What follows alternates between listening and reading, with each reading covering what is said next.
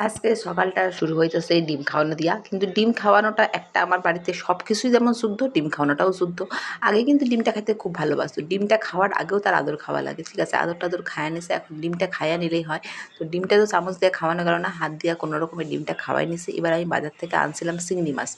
তো চিংড়ি মাছগুলো ভালো করে ছাড়াই-ছুড়াই নিতে হবে। না ছাড়াই-ছুড়াই নিয়ে জামাকাপড় পরা থাকে সেই জামাকাপড়গুলো খুইলা-টুইলা নিয়া ভালো করে ধুইয়া-টুইয়া নিতে হবে। তারপরে যাইতে হবে রান্না করতে। আজকে রান্না করব অনেক কিছু। কি রান্না করব সেসব আপনাদের দেখায় নেব। কিন্তু তার আগে চিংড়ি মাছটা ভালো করে ছাড়াই নিছি। এই দেখেন ধুইয়া-টুইয়া হলুদ আর নুন দিয়ে মাখায় নিছি। এবার যাইতেছি জামাকাপড় কাচতে। আজকে অনেকগুলি জামাকাপড় পড়ছিল কিন্তু সবকিছু কাইচা উঠতে পারবো না বলে যেগুলো আমার ইমিডিয়েটলি কাচতে হবে সেগুলোরে কাচতে গেছি।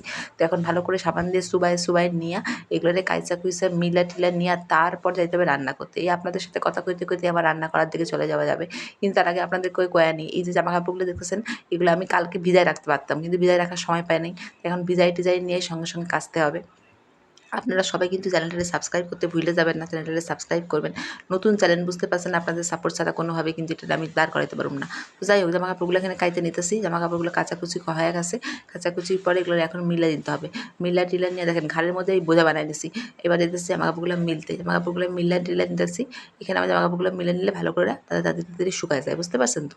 তো এখানে জামাকাপড়গুলো মিলা-টিলা হয়ে গেছে। এখন যেতেছি ঘরে রান্না করতে। গ্যাস জ্বালায় নিছি। নমা করে শুরু করতে হবে। কী রান্না করব প্রথমে দেখেন আমি এখানে পেঁয়াজ ফোড়ন দিয়া মুসুরির ডাল সেদ্ধ করে রাখছিলাম। এই ডালটা না সেদ্ধ করে মুসুরির ডালের মতনই রান্না করব কিন্তু এটা গাঢ় খাইতে খুব ভালো লাগে। তো এবার দেখেন এখানে উচ্ছের একটু ভাত আছে। এই উচ্ছেটা খাইতে এত ভালো লাগে যারা উচ্ছে খায় না তারাও খাবে। শুধু একটু কালো জিরা ফোড়ন দিয়া একটু আলু আর কাঁচা লঙ্কা দিয়া জল দিয়া ভালো করে সেদ্ধ করে নামায় নিছি। ভালোই লাগে খাইতে। এবার ভেন্ডি রান্না করতে হবে। ভেন্ডিটা হচ্ছে আমার ছেলের জন্য। আমার ছেলে ভেন্ডি খেতে যে কী ভালোবাসে সে আর আপনাদের কী কমু। এখানে একটু রাঁধুনি ফোড়ন দিছি। ফোড়ন দিয়ে ভেন্ডি আলু ভালো করে নুন আর হলুদ দিয়ে ভাইজা-টাইজা নিয়ে কাঁচা লঙ্কা দিয়ে ভালো করে জল দিয়ে ঢাকা দিয়ে সেদ্ধ করে নেওয়া হয়ে গেছে ভেন্ডি রান্না। এই ভেন্ডিটা খাইতেও কিন্তু ভালো লাগে। কোনো মশলাপাতি বেশি দেওয়া নেই। অল্প তেলে দিয়েই রান্নাটা হয়ে যায়। ভেন্ডি রান্নাটা হয়ে গেছে। এবারে চিংড়ি মাছগুলো ভালো করে তেলের মধ্যে লাল করে ভাইজা নেব। ভাইজা-টাইজা নিয়ে চিংড়ি বেশি ভাজার দরকার নেই। বেশি ভাজলে আবার চিংড়ি মাছগুলো শক্ত হয়ে যায়। তো একটুখানি অল্প মানে লাল হয়ে যাবে সেই সময় চিংড়ি মাছগুলো নামায় নিছি। এবারে রসুন ফোড়ন দিছি। এর আগে একটু কালো জিরাও ফোড়ন দিছিলাম। এটাতে একটা স্পেশাল রান্না হইতেছে। এত খাইতে ভালো লাগে সে রান্নাটা সে আপনাদের কয়ে বোঝাতে পারবো না। তো কাঁচা লঙ্কা দিছি, পেঁয়াজ দিছি, এর মধ্যে দিছি হচ্ছে হলুদ, নুন, কাশ্মীরি মির্চ রং করার জন্য। বুঝতে পারছেন? দেখছেন কি সুন্দর রং আইছে? দিয়া ভালো করে মশলাটা ভাইজা-টুইজা নিয়া এর মধ্যে দিয়া দেব হতেছে কসুর লতি। কসুর লতিগুলো আমি আগে থেকে সিদ্ধ করে রাখছিলাম। কসুর লতিগুলোর মধ্যে নুন দিয়া হালকা করে সেদ্ধ করতে রাইখা তারপরে স্কুলে গেছিলাম। স্কুলে ছাইড়া দিয়ে আইছি। তো মধ্যিখানে রান্নাগুলো হয়ে গেলে আবার নিয়ে আসতে হবে স্কুল দিয়া।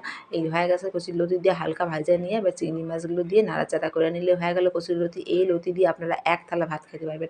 আপনারা কে এরকমভাবে কচুর লতি রান্না করে খাইছেন আমারে অবশ্যই জানাবেন। দেখেন স্কুল থেকে আইসা পড়ছে, আইসা নিয়ে এবার স্নান করতে আর যাইতেছে না।